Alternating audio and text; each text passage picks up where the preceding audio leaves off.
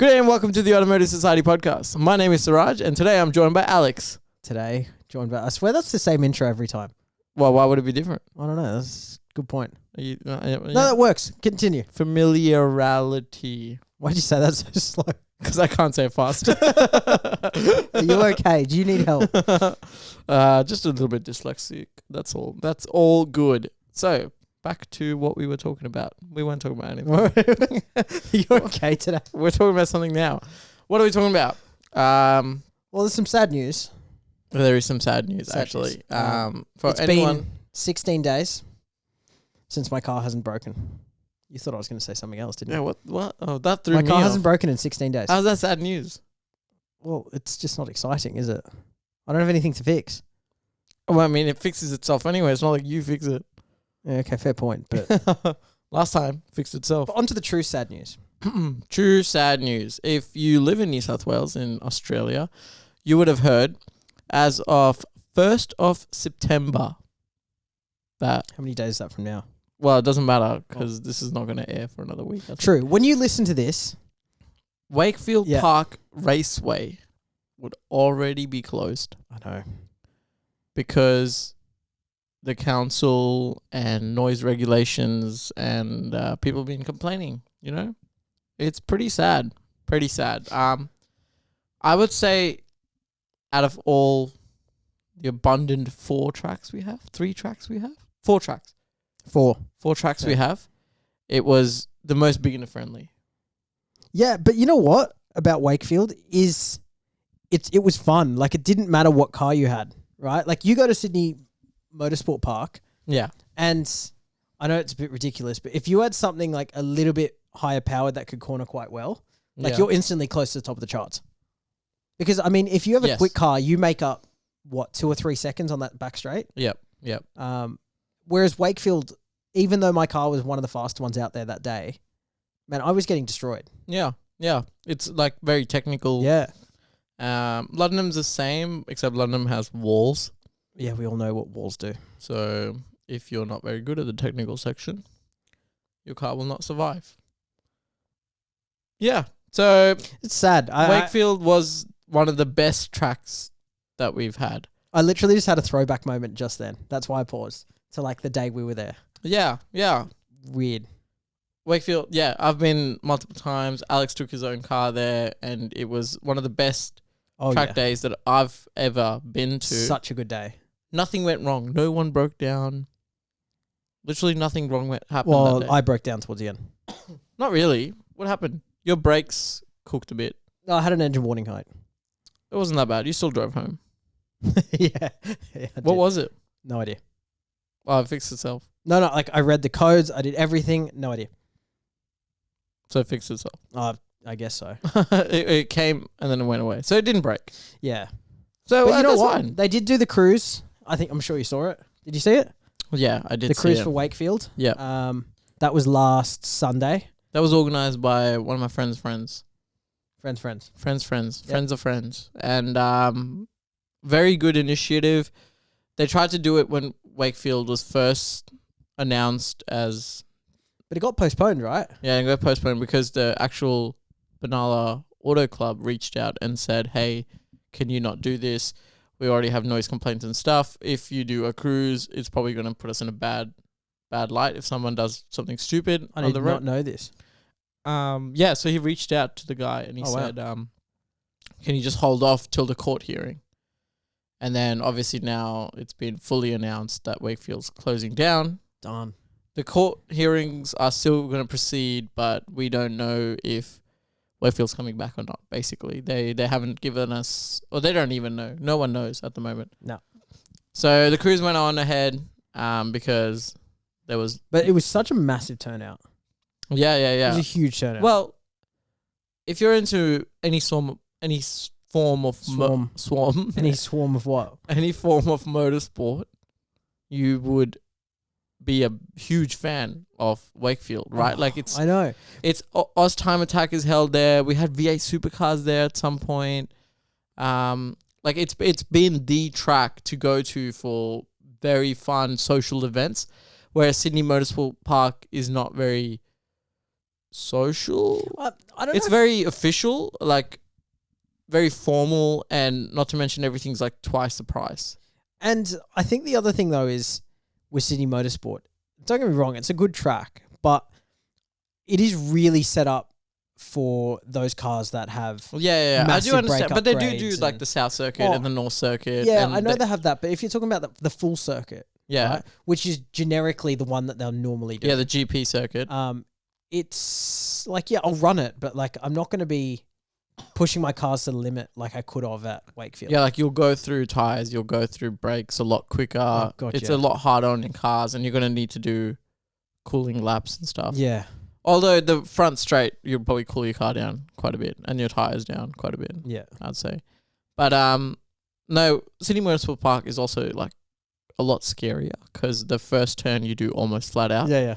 Or you're meant to at least. I've never done it flat out. I brake every single time because it's a bit too much, I think.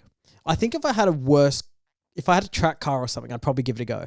I'd give it a go, yeah. If I didn't care about the car as much and if it was properly set up, I'd give it a go. Now, I want to paint a picture for you because I'm moving away from it's very sad about Wakefield. Yes. But I want to move on to something that is, at least in my life, very exciting. Okay. Really exciting. I stumbled upon it again this week and I just went, you know what? For some reason, I want this. Oh, dear. I want a Mitsubishi RVR. Why? What do you mean, why? Why would you want it? Okay, give me 3 good reasons why. The leg room in the back That's any hatch. is more than like, well, it's not a hatch, it's a people mover. It's still a 5-seater. Yeah, but it's a people mover. The leg room's huge. Oh, I don't think it's that long. It doesn't look that long. You can literally like put your legs out. Okay. That's Move on. Yeah. It's got all the running gear and the engine from an Evo, Yeah, which I like, obviously. and they're four-wheel drive. Which is cool. But here's a counter argument.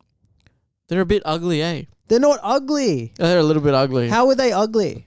I mean, it's a tiny little hatchback, sort of extended to a wagon, but not really looking like a wagon.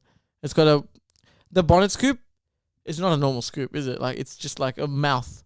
Yeah, it's sick. It's like a little mouth. What's wrong with that? Audi do it on all their cars. And then they put one rearview mirror on the fender, which I find sick, right? Well, not the other one. The other one goes on the normal door. Yeah. Well, why?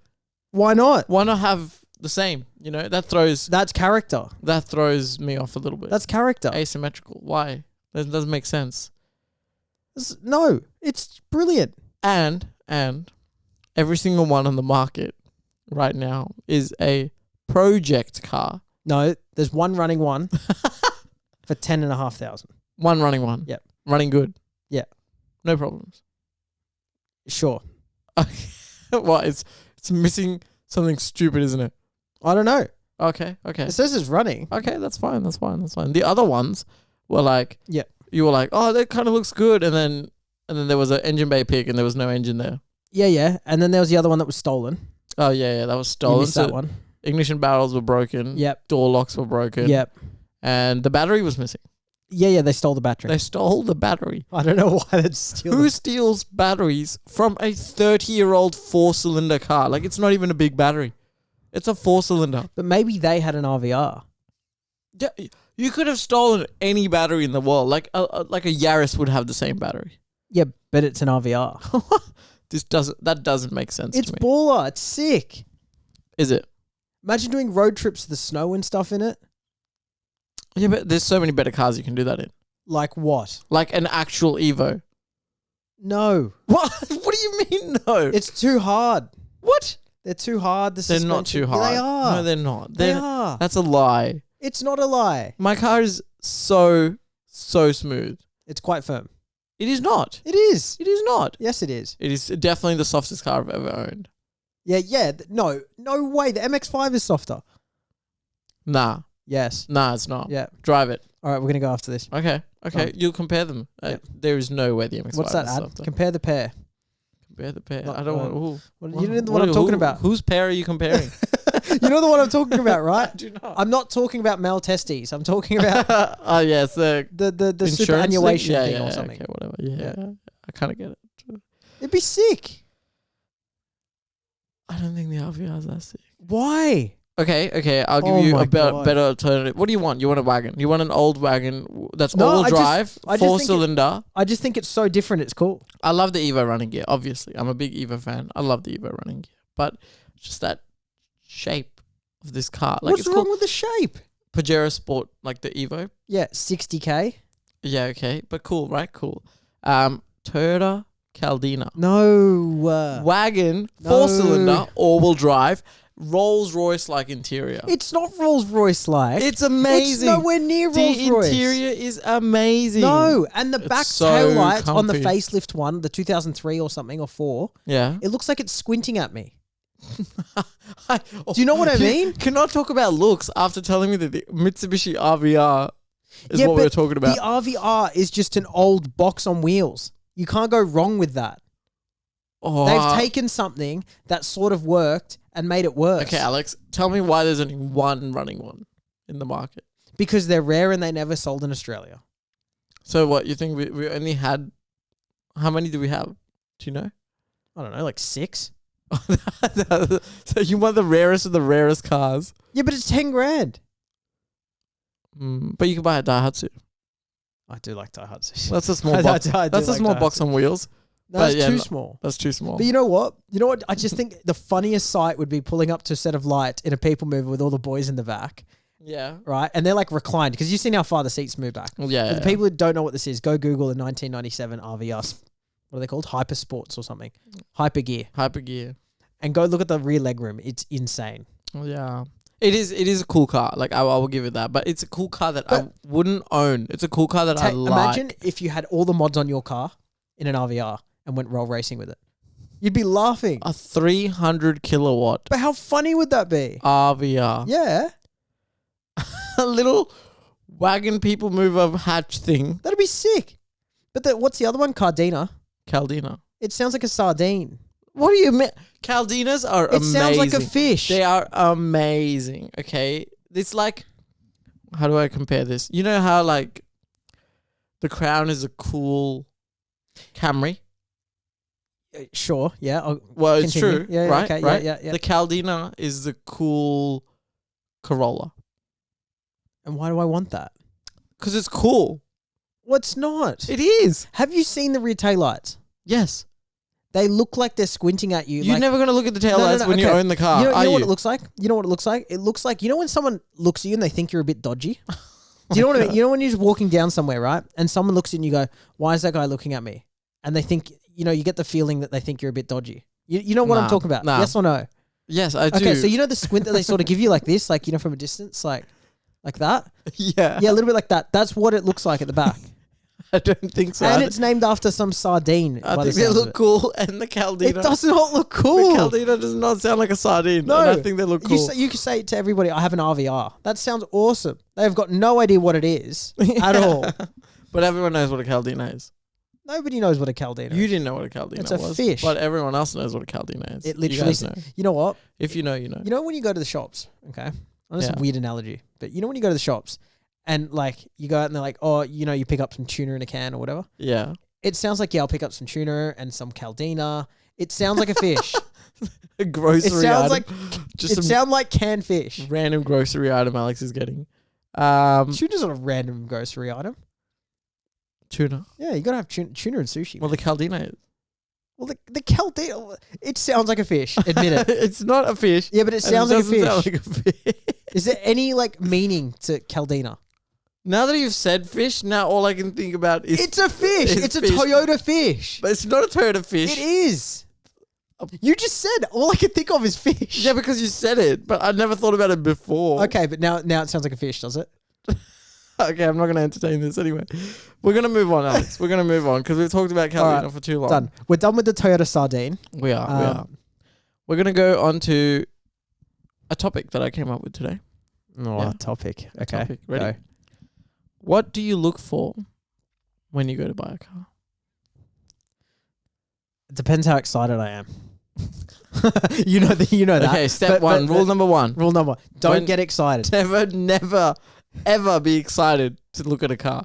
Always go with the pessimistic mindset. This is a piece of shit. Yeah. 100%. I'm just looking at a piece of shit. And that's it. That's mentality. Okay, step one, piece of shit. Agreed. No matter Something how much you I like fail at quite bro. a bit. It could be an NSX for 20K. I'll still go there. And you attest to this. No matter how cool the car is, I always go there and I'm like, yeah. It's a piece of shit. Yeah. All the time. Because you'd rather it impress you than disappoint you. Yes. Yeah. Yes. But you don't want to show it too much. You kind of want to show the seller that you're sort of like, oh, this is nice, this is good. But every time you see something bad, you're like, oh, this is really bad. And can I just say, I have been with him before, okay? And I've shown him one of the cars I was interested in. I don't think we bought it in the end, okay? But we went there and he was having a quick look over and he literally said, before he got out of the car, he went, this is a pile of shit. You know that. And I was like, I know, but let's go have a look. Comes out and the guy's talking about, I've got new this, I've done new bushings, I've serviced it, I've done this, I've done that. You know, and he just keeps rambling for about 10, 15 minutes. We didn't really say much. And all of a sudden we get to the end and you look up at the owner and you go, your bushings are wrong. This is wrong. There's leaking from here. Yeah. The tires are gone. The brake pads are gone. Yep. The back doesn't fit properly. The lights don't fit. Yeah. And you just slammed the guy and said, I'll give you $3,000. Yeah. And it was up for like... And it was up for like 7. like 7. Oh, it was so funny. 7.5 or something. And I was like, bro, like $3,000 is all it's worth. Oh, it was and so and he funny. looked Oh, like... this was the van. Yeah. He looked like he was on the verge of like tears. He was like, oh... No, that would physically hurt me to let it go at that price. And I was like, that's fine. That's all good, man. I'm just saying, I'm not going to buy it, but just know that that's not worth anything. And he was just like, oh, okay. He was so disappointed. Oh, I felt really bad, but at the same time, like he'd never shown the car to a mechanic. Either that or he was hiding stuff from us. No, but he was a surfer dude. Like, but I was being honest with him. Like, I did a full inspection basically on this car and I told him what was wrong with it. And it had a gearbox leak, didn't it? Yeah, it did. Yeah. Pretty bad, actually. It was either at the back of the engine or the gearbox. I can't remember. It was like a rear main seal that it was leaking from. And it was substantially leaking. So, yeah, I let him know. And even I opened the radiator and the coolant was like black. Oh, yeah. It was like sludge. It was like sludge with like rust in it. And I was like, oh, that's bad. But anyway, step 1, mentality. 100%. Yes. Always go in. Never be too excited. Yeah. Because it might disappoint you. And then you'll buy it. And then you'll have like instant regret. Yep. Which you don't want. If you buy something, never have regret. Always stick by it. Like worst case scenario, you're going to spend a little bit more money and fix it up. Yeah. And then you're good. It's not the end of the world if you buy a piece of crap. Unless it's been like stolen or something stupid, right? Always. Rule number 2, always do a revs check. Yep. Well, I don't know where you're from, but in New South Wales, in Australia, you pay $2. You put in the rego or the VIN number. It's more than $2. It's $2 now. There's mandated government. Really? Government mandated $2 now. You put the VIN number in, and it tells you if the car has any finance owing on it, if it was ever stolen, or if it was ever written off, like insurance ever said, deemed not roadworthy or something in some sort. And then if it was written off at some point, you can't insure it again, which I find really weird because we found that about my dad's Range Rover that it was written off before. Yeah, because he bought it off a dodgy guy, but I'm pretty sure my dad had it insured. Oh, that's interesting. But it was a repairable write-off for hail damage. Oh, that's not so bad. Yeah, but I wonder. Surely the insurance doesn't pay out twice, so I don't know how. But I think my dad had it insured again. I don't know. Maybe I'll have to ask him. But normally if it's been written off, you can't insure it again. Now, I don't know what your first step is, but I instantly, like after that, I will go straight to a cross-check between the advert that they posted and the car itself. So if there's any dings or anything they've posted or not told me about. Oh, yeah. Because it instantly tells me like, okay, this guy's hiding something if there's some major dings. That's pretty cool. I don't usually do that. Only because it tells me a lot about who's selling it. I usually look at the car like it's the first time I'm seeing a car. I pretend like I haven't seen it online, so I know nothing about it. So I'll start from scratch at the scene. Yeah, because the photos they post up could be from when they bought it, like years ago, you know. Obviously the car's not going to look very different if they haven't done anything to it. So every time I go to see a car, I pretend like it's the first time I'm seeing it. Like I haven't seen any photos, and I'll go top to bottom on it. Like I've never full check. Yeah, like I've never seen it before. And that's always worked out for me. So it's not It's not bad. I mean, yeah, it might take you a little bit longer, but I think the only thing is for me, like when I cross-check that against the ad and the thing, I instantly know like whether that person is like hiding stuff or whether he's very upfront. Like, because there's a lot of people, especially in the BMW world, who are actually very, very open and honest. They're like, scratch here, you know, it had this problem. We replaced the X or whatever. Well, if you're smart as a seller, this also goes if you're selling something. If you're smart, you'll know that if it's something somewhat obvious and you're trying to hide it, if you don't tell them and they drive from, you know, like 2 hours away, and they get there, they're gonna see it, and then they're gonna be like, and then they're gonna be like, oh, you hid this from me. I want less. You'll get less. Whereas if you put it on the advert, then they'll come knowing it's there. They'll look at it, but they've already made up their mind that, oh, I already know it. Don't worry about it. It's not that big of a deal. Yeah. But if you get surprised by it at the time you're negotiating, then the person's like, oh my God, you didn't tell me about this. You also don't waste time. Yeah. That's like the other thing. Your time or the other person's time. It's just not worth it. Always be honest with stuff that's really obvious. I know there's heaps of people out there who hide stuff that's not obvious. You know, like if someone has a DTC or like a warning light or error, that they either just take the bulb out or they'll clear it, clear the code and sell it because the code doesn't come back every time. It comes back every 3 days or something. That's different. As a seller, like you're doing it, it's probably dodgy. Better to not everybody selling a car is dodgy. Better to yeah, but if you're doing it on purpose, like if you're clearing the code and then selling it, like there's a reason why you're getting rid of it. Probably dodgy. But we can't blame you because you're just trying to make money. So I mean, people do worse things for money. Yeah. So I don't hold that against a lot of sellers because I'm like, people literally murder for money, so that's not that bad. But to the buyer, you got to look out for these things, mate. This is your fault. If you're buying a car that has something wrong with it and you didn't pick it up at the inspection, this kind of on you because it's now your responsibility to keep the car. Yeah. You know, that happened to one of my friends. He sold his BMW. He cleared the code. It had a transmission code. Yeah. He cleared the code. He's a dodgy guy. That's dodgy. But the guy came back to his house a few days later and he was like, oh my God, my mechanic quoted me like $3,500 for a transmission like fix or something, and camped outside his house till the cops came, and he was harassing that like my friend's mum and dad. Like, what? And he was just like making a ruckus at the gate. That's so weird. So weird. And like he brought all his friends over and they were just like harassing at the door and like shouting out at them and like, give me my money back, take this car, blah, blah, Did he take it back? No. The cops got called on the guy and the guy was like, you're going to see me in court. And then nothing ever happened after that. Right, okay. So be honest. Try to be honest, please. And if you do pick up a lemon from a dodgy guy that you didn't know about, don't camp at his house. That's also not the best way. It's not commonplace though. It's not the best way to go about this, is it? But you know what? Next step from there, generally, I test drive. Really? Yeah. That's I test way drive. Too soon. No, see, I test drive first. Why? Because people tend to clean things and hide things like that. So you take it on a good drive, like 10, 15, 20 minutes. Oh, and then the oil leaks and stuff. And if any oil leaks are there, then they'll start to... Well, you're not going to see it massively, but you might see a bit of seepage. Oh, that's pretty smart. I like that. Am I teaching the master mechanic here? Well, no, I let the car idle while you check it. Okay, fair enough. While I inspect it. So I normally look over the car and stuff, and then I'll turn it on, and then I'll rev it up, and I'll let it idle and rev it up, and then let it get warm, and then just make sure everything's all good, and then I'll take it for a drive. Yeah. I do all the normal inspections. You obviously want to check for brakes. Just check your brake pad wear or brake discs if they have a lip on them or not. Tires.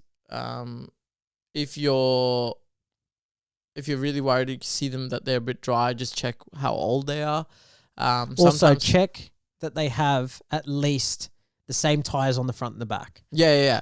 Brand of tires. Yeah. Make sure that they're similar, or the same. Yeah. Preferably the same. And then what you want to do is you can check the date of the tires because sometimes people will swap out wheels with new tires. Yeah. And then when they go to sell, they'll take their nice wheels off and then sell it with the stock tires and wheels. Yeah, and the tires can be 4 years old, 5 years old. You never know. Even my MX-5. Yeah. 13 years old. The tires. The tires. 13 years old. Did they go straight in the bin? Yeah. Let's say they're still in the car. How can you be giving advice about this? Well, no, I knew about it. I negotiated and I got my I knocked the price down. Oh, that's okay then. From them. Yeah, I knocked the price down quite a bit. Because of that and also some little rusty bits that they didn't tell me about. Yeah. Which was just ended up being surface rust. But yeah, so make sure that all the tires are the same. They're good tread wear, obviously. But even the age, if they're dry rotted, if you can feel that they're dry rotted, that's probably not good. Then you move your way up to the engine bay. Yeah.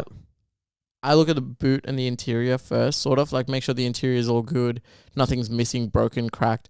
Yeah. I do body panels. See, I don't do body panels. So every time I go, I normally go with a mate or someone who does the body panel looking, checking over for me because I'm not good. I'm no good at body panels. Well, because it's only like, so for people, well, I was going to say listening and watching, I guess, right? Yeah. There can be little bits. You guys. There can be little bits and pieces where maybe a body panel's out and the same is on that same side. There's another body panel out, and that could indicate that it's been hit there or there's lightly been an hit accident or something. If it's just one, I tend to just look at it and go, "Oh, it's popped out." Yeah.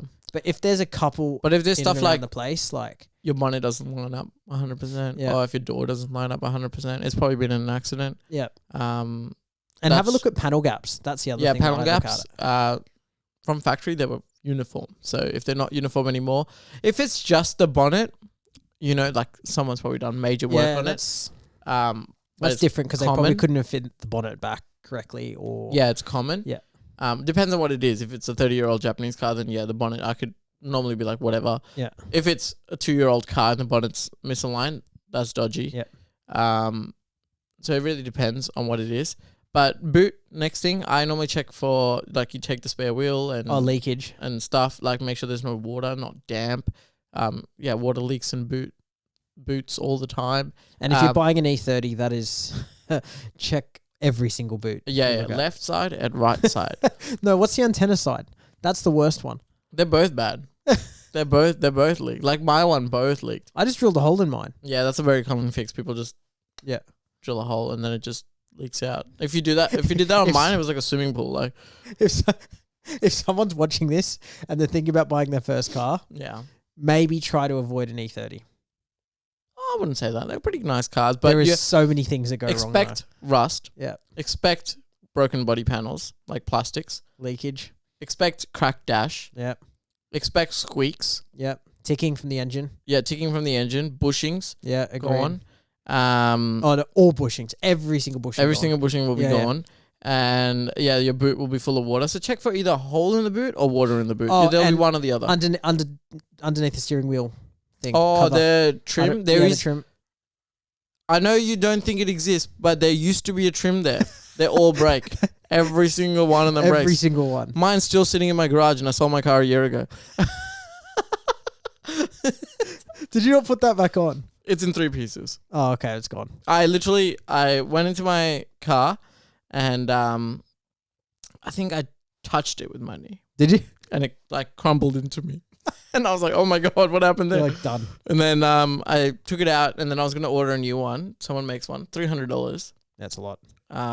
Firstly. Secondly, I looked back at it and I was like, you don't need it. It doesn't even look like anything's missing. No. Like, it's not like hiding anything essential. There's nothing there. So I was like, yeah, leave it.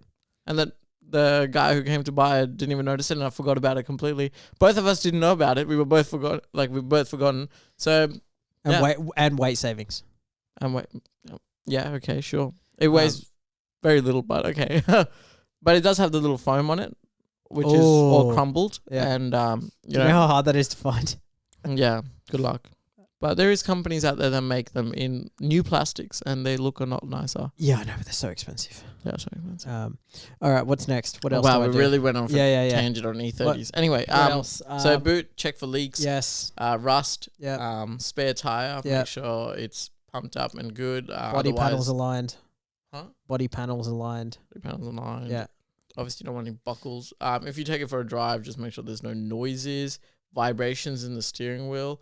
The wheel alignment, it doesn't pull to the left or the right Too far. Yeah, a lot of cars do a little bit depending on how old or whatever, but shouldn't. That's the major stuff around. That's not the engine. The engine, obviously, you want to check the engine oil. Make sure it's nice and clean, so it's been serviced on time. And it has enough in it. Coolant, same thing. Do that before you turn on the engine. And another thing, if you go to a car to check it out and it's already warm, already be suspicious. that's normally, I would say, an orange flag. I wouldn't say it's a red flag because sometimes maybe they drove it home, but it's an orange flag. Be on the lookout. That means cold starts are usually bad. It just doesn't run right, essentially. It blows smoke at cold start or something stupid. Or the drive belts are squeaky off their head. Check drive belts for cracking. Make sure the car is fine. No extra vibrations from the engine. No oil leakages. That's pretty obvious one. Yeah. CVs, front drive shafts. If you get the person to go all the way left, and then you can look at the left side, and then all the way right, and you can look at the right side without jacking it up. If you can jack it up, go for it. Like, that's probably the best thing to do, but most people can't. Yeah, doubt it. Most people can't jack up their cars. Unless you're buying a 4B, then you can slide under. The other thing that, I've only started doing in the last 2 years or so, try to park the car on a clean surface after your test drive. Oh, yeah, that's a good idea. Just so you can see if there is any leakage down the bottom. But you know what? Something that I'm about to add to my next car, if I do buy something like an old piece of crap, right, is I would check if it's proper old, like tampering level old. Okay. So anything like pre-2010 is tampering level, if you know what I mean.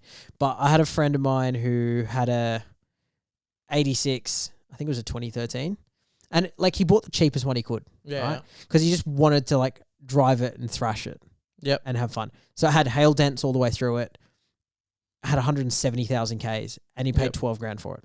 Oh, easy. Right? So it doesn't really matter. But he sold it to a guy who came from very far up in Sydney, but out far away from where we live. And sold the car. I think he sold it for about 12, 13, something like that. Came on the market 3 months later. And I was there when he sold it and they gave the money over. Yeah. And he was a bit shifty. Just the buyer. He paid the money, but he was a bit shifty and all the rest of it. But anyways, in the end, sold the car, came up for sale about 4 or 5 months later. Yeah. New owner. Yeah. Same car, same plates. Oh, I remember this. And it had the same scratch, because he had a little bit of a scratch on the dash, so we sort of knew it was that car. Yeah. And it had the hail damage and all the rest of it. Yeah. And from 160, it went down to 60,000 Ks. Nice.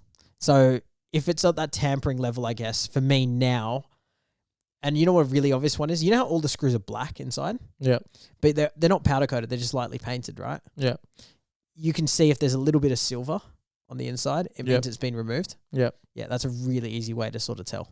Yeah, okay. That something has happened there. Yeah, I mean, most old... I feel like it's not that common. Especially Jap cars, you will see that. It's not that common, I know. It's just me being super, not... look, people do it like Silvia Skylines, RX-7s. Yeah. Very common. Supras, even very common. I even thought an 86 would be sort of hard. But, I mean, if that guy's done it, doable, right? Because they're digital, I don't know. Or maybe he just swapped out the cluster with something else. Maybe. I don't know. He just put in a new cluster in. I mean, that's the only way of doing it on an 86 because it's digital. You can't. It's just still suspicious. You can't tamper with it. Yeah. So, yeah. I mean, I don't know. It's really hard to look out for that, but try to. Normally, if people say low kilometers and it's 30 years old, it's very suspicious regardless. Yeah. But you know what? You remember my E31, right? It just stopped. It stopped, and it was 187,000 Ks. Yeah. For 3 years. Yeah. So I don't know what the RMS said about that. Yeah. But yeah, I find that really weird because obviously on the rego thing it would have said the same every time. Kilometers, which is really weird. So it's good to know that no one checks. Well, I haven't been caught, so what's the point? Well, what can I do? It's just doesn't work. Even your mechanic would see it, right? Yeah. Like last at these kilometers, this rego, these kilometers, and you're like, oh, it didn't even move. It didn't move in 3 years. Yeah, we just trailer it everywhere. Yeah. That obviously engine wise, you want to check all the things. Now I'm going to move on to the next thing. I assess, and I think you should assess the seller. This is my key thing. Yeah. I'm not so big on the mechanic thing, but this is my key thing. You're buying something that the seller loved for years. Yep. If it's less than a year, that's already a suspicious thing. Like, you got to ask, why are you selling it? Like, you've just owned it or whatever. Very few people are like, oh, like, I just didn't like it or something. Yeah. You know, it's normally a reason they'll give you. It'll be a sob story or something, but that's I can't afford to drive it. already suspicious. So if they've loved it for a few years, why are they selling it? What did they do when they had it? And what kind of a person are they? Like, So like we've gone checked out some old Japanese cars that are like Sylvias and old what? Japanese. I was gonna say Jap, and then I finish my word anyway. But we've gone and looked at old cars. Yeah. Where you look at a P-plater who owned it before you, and they're like 18, and you know they've done a few burnouts in this car. Yeah. And they're like, always serviced on time. And so that is the reason, just to track back, that's the reason I always cross-check the ad to what the car is. Because that tells you a lot instantly without even talking to the guy what it's like. You reckon? Yeah. Well, you think about it, right? Like, if it's someone who's done this and done that and fixed this, they're going to put it in their ad, Yeah. right? And even if the car is known or renowned for having one major issue, Yeah. and they advertise on that ad, this has been replaced, Yeah. and you can prove it's been replaced in some way, shape, or form, whether it's a tax receipt or something, Yeah. right? The minute you compare the ad to what he's saying, you instantly know. Yeah, I guess so, yeah. Because people are a lot more likely to lie on a digital ad than they are to your face. Yeah. So that's the reason I always have that question and say Yeah. cross-reference it too. Normally, I love this. Like, I'm very honest with the people I sell my cars to. Like, I've had 41 cars now. I'm on my 41st with the Accord Euro. Ridiculous. With the Accord Euro, but I've sold 39 cars I've sold. Yeah. Yeah. Or 38, whatever. I've always been honest. Like, most of the times, I'll just look them dead in the eye and I'll be like, look, I've given this car all the torture that it needs. If it survived this long, you'll be fine. Yeah. That's literally what I tell them. Like, I'm like, if it is a car like my Skylines and my Sylvias, I'm always like, look, I've given it hell. I've tested it out. I've had fun. I've had my fun. I've driven it as hard as I can. And now I want to learn something new, get onto a new platform or something. So you'll enjoy it. Like, if something wants to break, it would have broken by now, you know? Yeah. If something is going to break when you get in it, it's probably worn out from me. So it's going to break. You know exactly what you're in for. You know what to replace straight away. So, yeah, that's just honest. And very few people that I've bought cars off have been that honest. My Evo was one of them. The guy was very honest. Yeah. He said, I'm not going to say where it was, but he was like, down the road, he pointed, there was this huge intersection with a roundabout. And he's like, I probably shouldn't be telling this, mate, but I've taken that roundabout at 180. And I was like, oh my God. And he's like, yeah, the Evo's very good. Like, it handles it perfectly fine. And I was like, thank you. Thanks. Appreciate that. Thank you for testing it out for me. And then you went, here's my money. Yeah, literally. And I was like, okay, I'll buy it. Done. Yeah. And even with my motorbikes, I do that a lot. Yeah. It's just... And try to look at it. Well, I'm probably the worst offender at this, to be fair. But try to look at it during the day as much as you can. Oh, yeah. Make sure it's not raining and make sure it's during the day. I'm arguably the worst. With lots of light. We've never done this. We always look at our cars. Say to do this. We always look at our cars at night. Yeah. And majority of the times it's raining. It's because we're always working. So when it's raining, you can't see any paint blemishes. Yeah. Even if you take it to the local servo. You're not going to see anything. You're not going to see It's much. got to be dry. You can't see swirl marks and stuff like that. You don't know what's happened. So during the day, hasn't rained in a day or two at least, and it's not raining. Yeah, I mean, I know it's difficult, but that's what you should sort of try to do. Yeah. I mean, to be fair, if you're going to go look at an old pile of crap, like, 6-owner Nissan Skyline, Yeah. I don't think it massively matters about swirl marks because I think they're going to be there anyways. Yeah, I do. I do get that. Obviously, if you're looking at an old crap cheap car, then yes. A crap cheap car. Yeah, which is like majority of my cars. But now I'm going to change the spectrum a bit, right? You've done this. I haven't. You've bought cars from dealerships. Yeah, I have. And I haven't. I have. And I will give you a word of advice. I know it comes with 3 months stat warranty. It's rubbish. And extended warranty or whatever. Stat warranty means nothing. No. Like, it's not long enough for you to even get used to the car. You don't even... Like, after 6 months of driving, that's when you go, you know that noise I've been hearing? That's actually not normal. I don't think it's normal. Or it's gotten louder. Yeah. You know? Very hard to tell in the first 3 months. What I normally like to do, if that's the case, is you buy it from the dealer and you drive the pants off it for the first 2 months. Yep. And then the last month, you make a huge list of everything you think might be wrong with the car. And you hand the car back with the key and you say, here, I think this is Check all wrong. all of this. Check all of this. Worst case scenario they're going to say is, no, it's fine. And you're like, cool, that didn't cost me anything. I will take my car back. Or best case scenario, they'll be like, yeah, actually, you were onto something. Your CV was blown. You know what's really interesting, though, about dealerships? And you got to be a little bit careful with this because I think I've been through the ringer with dealerships and stuff. Yeah. Things like BMW, Volkswagen, like the main brand name sort of stuff. And if you're buying that car, like a Volkswagen from a Volkswagen dealership, generally speaking, it's not a massive issue. Overall, they're pretty good. But you know those sort of offside ones, like European specialist style or Japanese import style? It also style. depends on how old the car is, right? Oh, yeah, agreed. If it's older than 4 years, is my general rule of thumb. Yeah. If it's older than 4 years, still have a look at it. Don't just go, oh, that looks shiny. It's at a dealership. I have 3 months stat warranty. I'll buy it. But you still want to do all the checks. You still want to make sure the service to add to this, good. right? These like Euro dealerships or Jap dealerships, or you know the ones that specialize in a certain like the independents. Yeah, the independents, but they specialize in I don't know, European luxury or whatever the heck it is. Yeah. They run at quite fine margins, generally speaking, right? Now, when I bought my Volkswagen Scirocco, the 2 seats fold down. Yep. Okay. And there's these 2 little latches, I guess, or push latches. Yep. One of them had snapped off when I went to go look at the car. Yep. And the guy said, yeah, we'll sort it out. No problems. All good.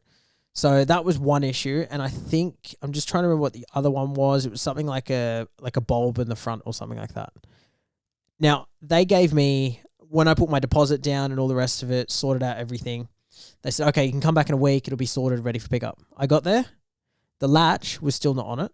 Oh, okay. Like it's still not fixed. It just sat there. All they did was wash it. Nice. Right, in the week.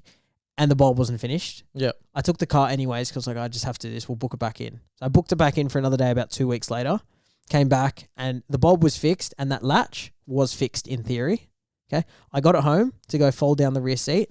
I pushed the latch and the latch went flying, hit my dash. Yeah. So all they've done is just shoved it back in place. Yeah. So the one thing I realized is that stat warranty, like you've got to be on a massive claim about it. And I think the thing I was lucky about is, I don't know what it is, but the thing, I used to shut my door and you could hear the glass smash against a piece of metal inside the door. Yeah. Is it the rails? Regulator. Yeah, whatever it is. Yeah, the regulator was just loose or something. And I took it to Volkswagen. I got the quote for it, sent it off, and I said, this is what has to be fixed.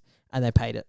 Yeah. So that was the only way that I could even get around my stat warranty. It was ridiculous. So this is the only time when it is okay to be a Karen and probably necessary to be a Karen. Yeah. Stat warranty, not that great. And you really got to fight it. I think put it all in writing and just make sure, like whoever you bought it off, make sure you have that email. Yeah. Because the one thing I made sure was everything was an email and a paper trail to make sure that I was still within my 3 months. Unfortunately, the only thing you can't do at a dealership is if you look at things that are broken and you go, that's broken, and negotiate price down. Because they'll just say, no, we'll just fix it. Yeah. They have to legally give it to you 100% roadworthy. Yeah. Has to be 100% fixed. So they can't legally sell you something broken. Like interior clips and stuff broken, they're allowed to sell you that. So they will try to do it.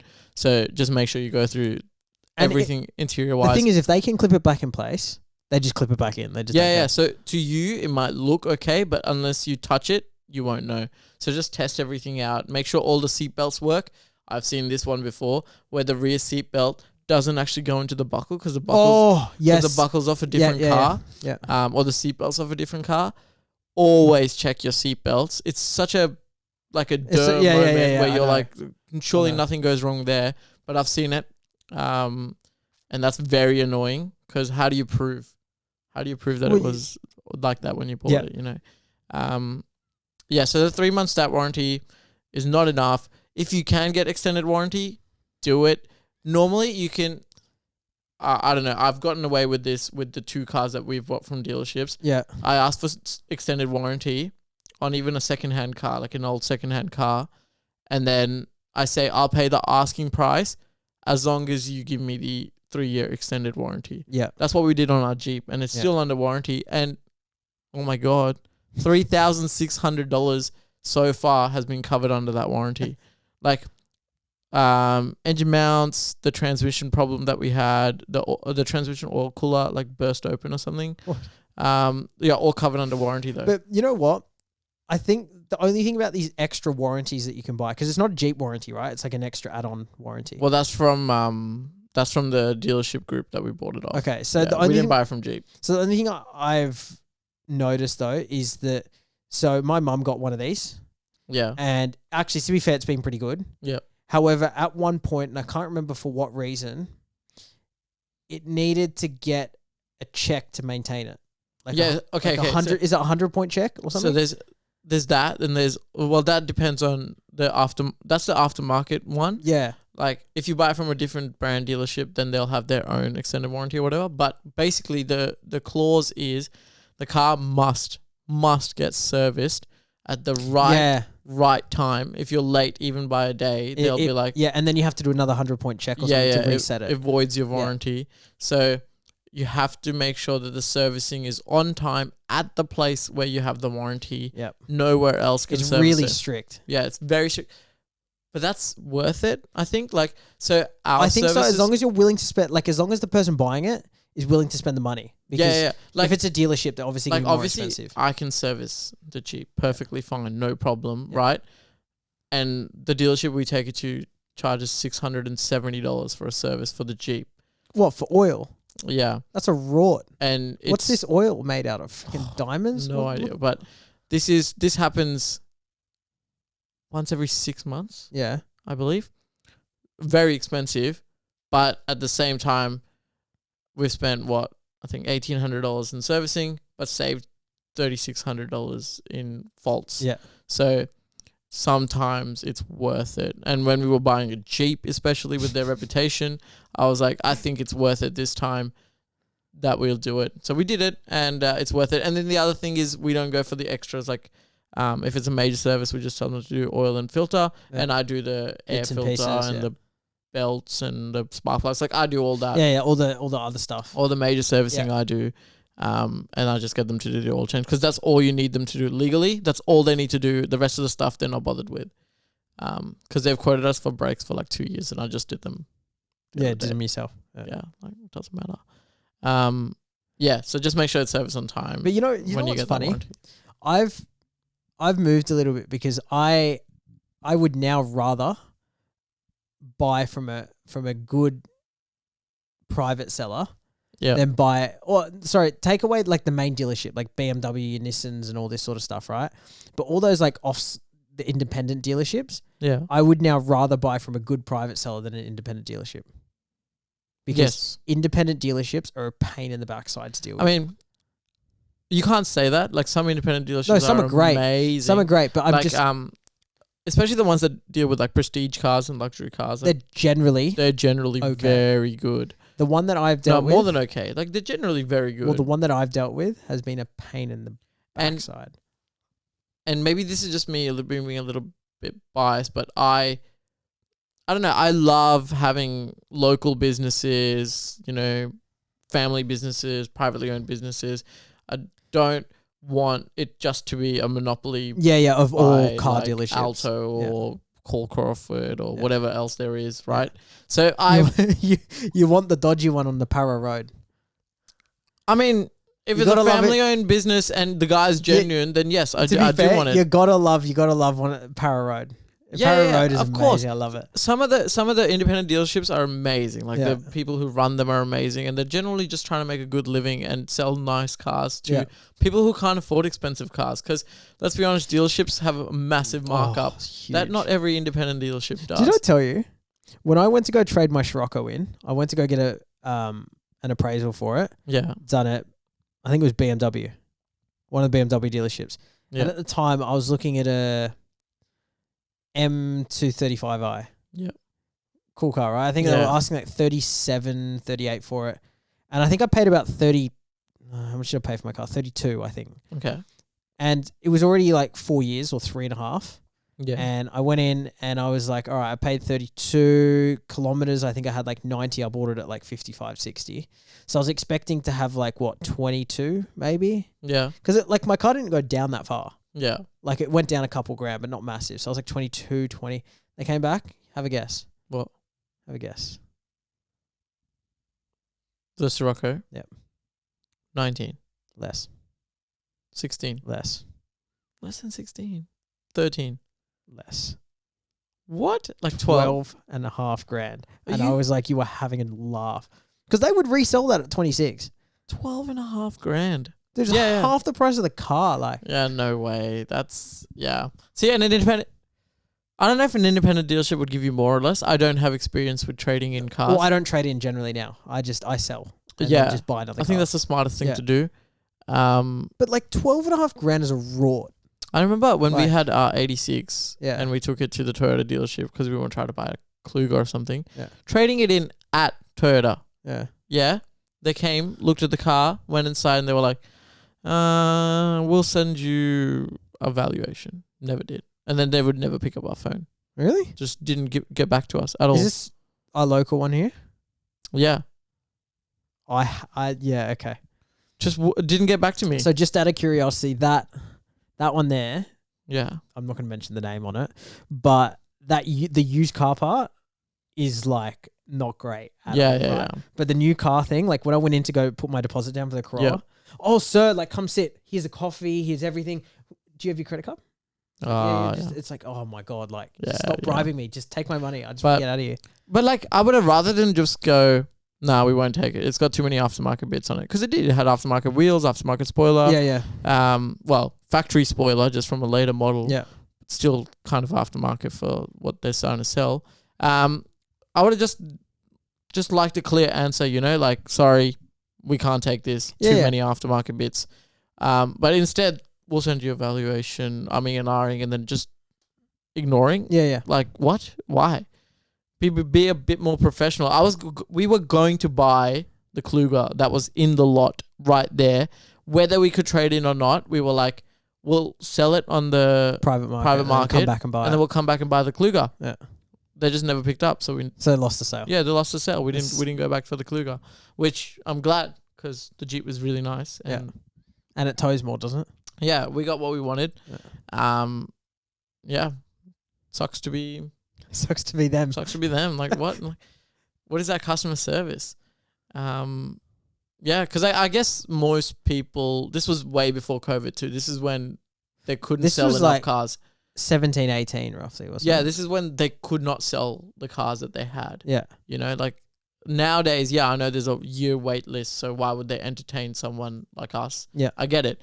But back then, they couldn't. Yeah. Like, they had surplus of cars and not enough people And they buying had to them. play ball back then. Yeah, they did. They had to come down a little bit in price. Yeah. Um, Which now is unheard do of. you know what's so funny, right? So I don't go with my parents so much when they buy their own cars. Okay. Yeah. But we went one Sunday morning and we went to go look at, my dad was looking for a new car. Yeah. We didn't do any research. We just said, you know what, we're going to go out, have a look at some cars. I think my dad had a look at like a Camry, which he just didn't like. It's just a bit boring. Yeah, okay. And we had a look at like a Lancer and Nissan something and all this random stuff. Yeah. And we were looking around this Toyota dealership. There's a different one to the one you're saying, but Yep. the used car guy was really good. And we were sort of just talking to him and he said, what about this? What about this? And we were like, yeah, it's okay. We weren't going to buy a car. We were literally just out to look. And he just goes, you know what? He said, I might have the car. And he goes, come downstairs. This has been traded in 2 days ago. So he says, Yeah. it's still dirty. I still have to clean it, get it polished. Takes us downstairs, and it's the Lancer that we have now, right? Oh yeah, okay.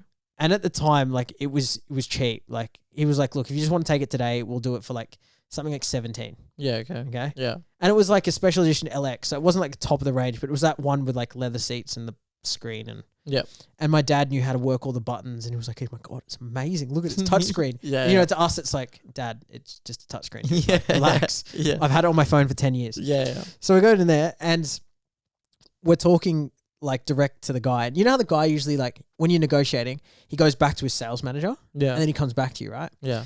So we're sitting there and my dad's just typical, like, you know, really hard-nosed Greek. Okay. So the guy comes out and he goes, okay, look, we want 17.6. My dad's like, oh, it's just not good enough. Like, seriously, like, I've walked in here, right? And because my dad's not sending counter offers. Yeah. He doesn't say anything. He just, you know, I just don't want it. He goes, all right, look, I can probably do 17. How about that? And he goes to handshake my dad. My dad's like, you know what? We could have got a coffee this morning as well, though. But you know what? We're here trying to buy a car.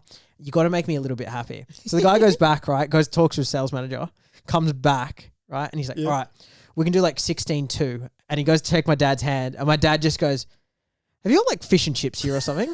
Like just like just the most random stuff you can ever think of. And you know my dad, right? Yeah. He just talks so much crap sometimes. Yeah. So he's sitting there and the guy goes, fish and chips. Like he's so confused. He's like, yeah. He goes, oh, it's like, I just haven't saved enough. I think I can eat and just wait, you know, a little bit longer. And they haven't made a sale of the day. It's a Sunday, okay? So they haven't made any sale yet. So the guy's just like, come on, man. And he's like, no, you got to make me happy. Make me feel special. Right, I'm not feeling. You haven't made any sales today. Like it's 8. It was like 8:30 or 9 o'clock. It was very early. Okay, just when they opened. But I was like, you got to start the day off good. So he goes out, comes back, and the guy goes, all right, 14 flat. What? Okay. Yeah. And my dad's like, look, we're getting there. He's like, I'm feeling a little bit, but I'm not completely there yet. And I was like, what are you doing? And the guy's like, I can't do any better. Like, we've come down through it. My dad goes, all right, Alex, we're going to go get breakfast. Let's go. So he stands up, about to walk out of the deal. He's like, no, sit down. Goes back in. Sales manager. You can see the sales manager like losing it at this point. Like, because obviously they're behind glass, right? Yeah. So all you can see is the manager, people are watching. You can just see. You know, like they're arguing with their hands and stuff. Yeah. The guy comes out and he's like, 13.4. And my dad's like, 13.4, 6 months warranty. And he goes, sir, like, we can't do any better. And he's like, all right, we're going to go eat breakfast. So he's about to leave. And the sales manager goes, just get it done. My dad goes, all right, done deal. He's talked to like $4,500. All he's done is sit there for half an hour, talk about fish and chips, coffees, and leaving for breakfast. And I was like, oh my God. No one could get away with that except for your dad. Like, no, none. You know why. That's the funny. Like I went to his house today and Alex is in his room changing and I was sitting in the other room. And your dad comes out of the study or whatever. Yeah, what do you say? And he's like looking around. He's like, to your mum. He's like, hey, like, you heard all that banging? Who's walking around making all that ruckus? Like, he's like, you heard all that noise? Who's making all that noise? And then he looks at me and he's like, oh, it's just Siraj. I was like, what? He loves it. He loves winding people up. He's so good at it. Where did this come from? I know. And that's the thing. And then he looks at me and he goes, you've got your blade, did you? And I was like, what blade? And he's like, blade, your face. And I was like, what are you talking about? And he's like, you lost your razor or something, eh? Because of your beard. And I was like, oh my God. And like literally that's all he did to this car sales, right? And the funny thing is, you know what I just can't get over is we paid 13.6 for a 13.5 or whatever it was with an extra extended stat warranty. So we obviously buy the car, walk out. COVID-19 hits and all the rest of it. I was like, Dad, do you want to sell like your car? And he was like, how much? And I was like, oh, no, 16, 17. Dad's like, what?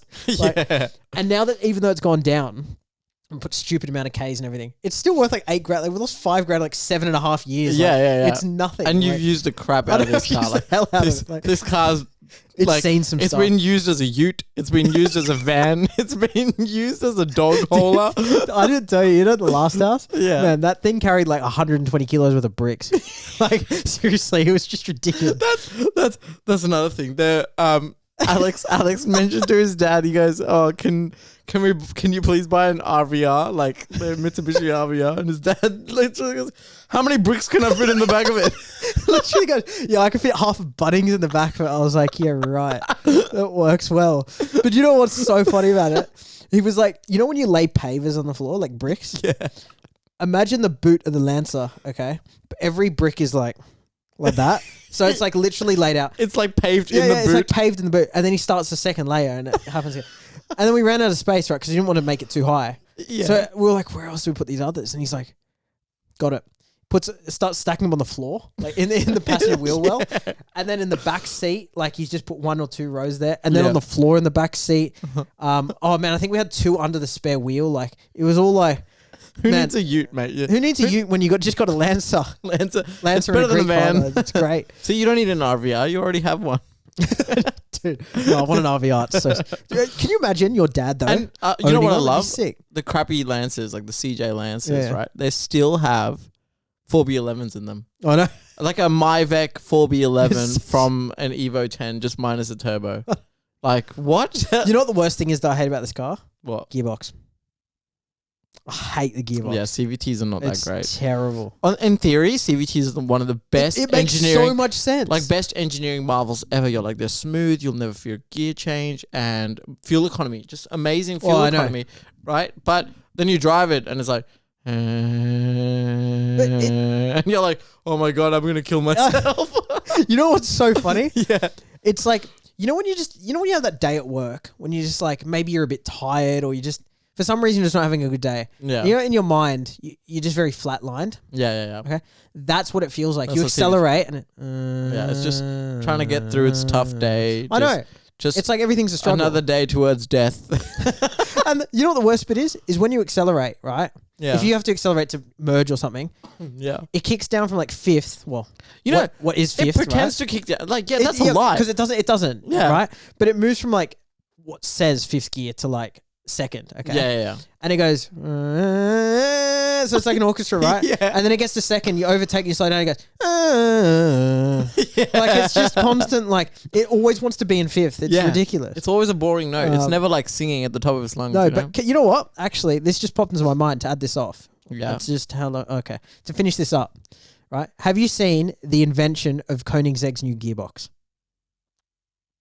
Yeah, I saw it somewhere, but I've now forgotten. Okay. So it's a 6-speed manual. Yeah. They're doing it as like, I don't know if it's like last hurrah, but they're only making like 60 or 50 of these gearboxes. Yeah. It's got This 6 is- clutches. Oh, yeah. Okay. Yeah. It's a 6-speed manual, so proper 6-speed, but it's got 3 different ratios in it. So what happens is, you know how you click sport mode in a normal car? Yeah. And it will just shift up sooner or whatever. Yeah. What it actually does is it shifts ratios. That's amazing. So it's got comfort, sport, and race. And in race, like apparently from 0 to 100, it's slower.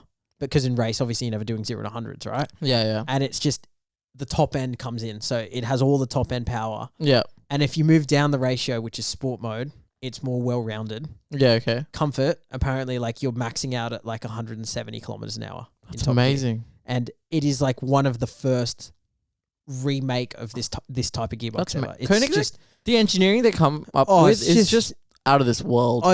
you know what? He is someone I would actually want to meet in my life. He's just Yeah.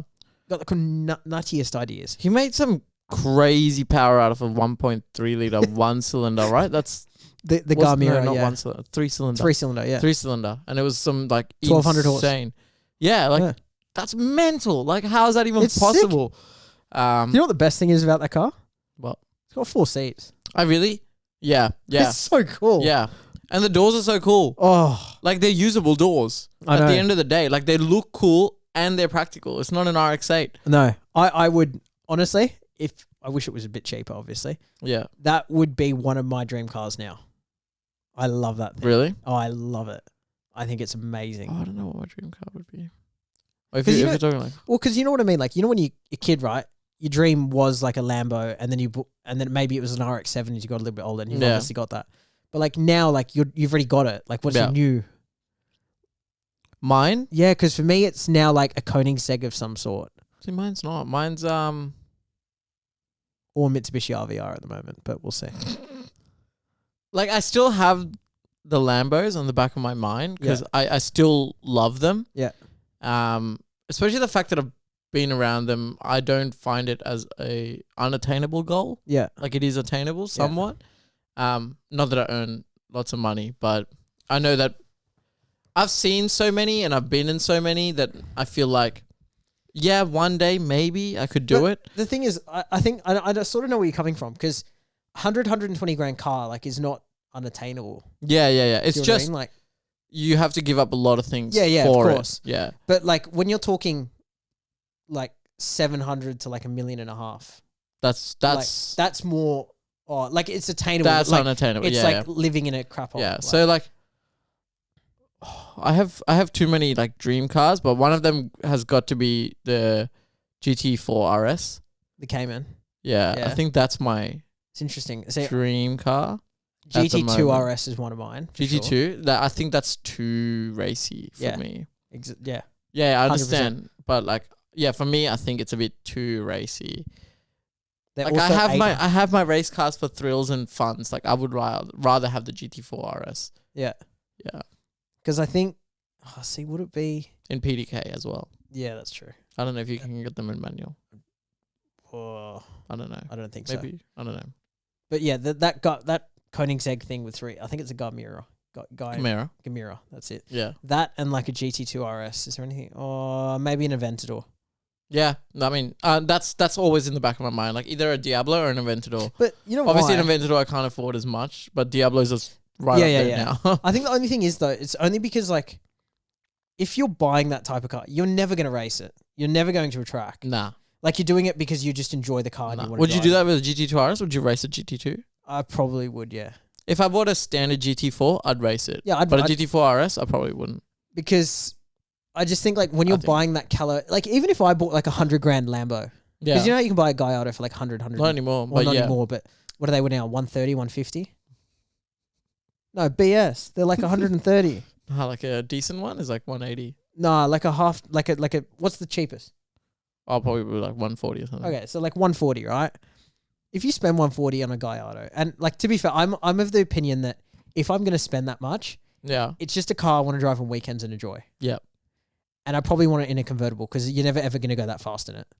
You just want to just go drive it and enjoy it. Yeah. I wouldn't want it in convertible, but yeah. But There's only 2 cars in the thing is, convertible. right? You're never gonna race them. No, you're not. All you need to do is go to the like No, you're not. a cafe or your mate's house, and that's Yeah, it. exactly. Yeah, that's it. Yeah. Yeah. Why would I want to race a Aventador anyway? Yeah, Like they don't drive that great. That's why to me, like, if someone goes, "Oh, I've got this RS, blah blah blah," well, Yeah. I'm not really that interested. If as much as I wouldn't take them to the track to race them and all that, Yeah. I would take them to the track to have fun with Oh yeah. and yeah, know yeah, the yeah. limits of my own car. Yeah. Yeah, like I would still take a GT4 RS to the track to I learn the would. limits. Yeah. Same as the Aventador. If I had a Huracan Performante, like I'd probably try to race it a little bit more. Like I'd try and go for lap times. I'm not gonna get egged on by mates. If they're like, if you're going faster than me, I'm not gonna be like, oh, I gotta beat that and like push on my expensive ass car. You know, like I wouldn't do that, but I want to have fun. Yeah, I'd you just take it wanna to go the enjoy track and have fun.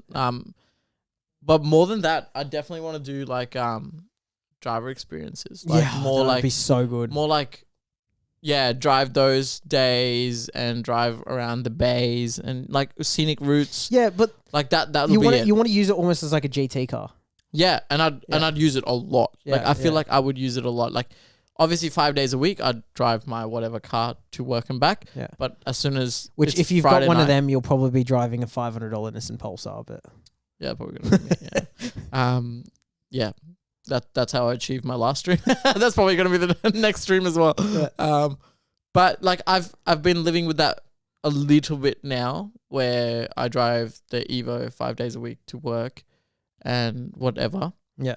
And then last week, for example, I came back on the Friday night and I jumped in straight away into the MX-5 or the Jag or something, and I took it out because I was like, I want something different, you know? And then that's all I drove. I didn't touch the Evo all weekend.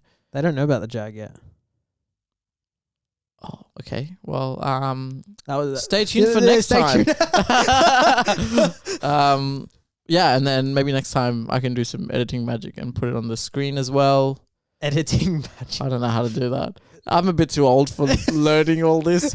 Don't worry, you bought a Jag. All right, I did. welcome. Oh yes, a Jag. A Jag. I am an old man now. Yeah, that's how it is. Next episode, you'll Next hear episode. About it. Yeah. Anyway, I think thank you all for listening. If you are buying a car, just check it thoroughly. Listen to our advice as with a bit of grain of salt. You know, like Yeah, look, don't listen to us, but listen to us. yeah. Yeah, definitely don't listen. But He listen. knows what I'm Yeah. talking about. Yeah. You know what I'm talking about. You get the gist of it. Yeah. Take out all the bad bits. Listen to the good bits. Yeah, That's it. listen. Don't listen to us. Listen to us. For Listen to the good bits. Yeah, Okay. Yeah. Yeah. And well, have fun. Yep. Congratulations on your new car if you're buying one now or if you've already bought one. And And we'll catch you on the next one. thank you for listening. Don't forget. Don't forget. Yeah. Don't forget. Don't forget. You got to like, Like, subscribe, hit the notification bell, all the usual. and message us at what is it again? I mean, if you prefer to listen on Spotify, that is fine. That's fine. That's totally Spotify fine. works. Spotify works. Why would you want to look at his face anyway? But your face. Oh, You need a blade. Remember? Yeah, You need the blade for the. I forgot the blade. I forgot my blade. Yeah. And message us on Instagram at the Automotive Society _ any ideas you want us to discuss. Email us at the Automotive Society at or email. outlook.com. Yep. You've spoken over me every time. What? Everything. What are you talking about? Every single I don't know thing. what you're talking about. Just close it off. That's all you got to do. See you later.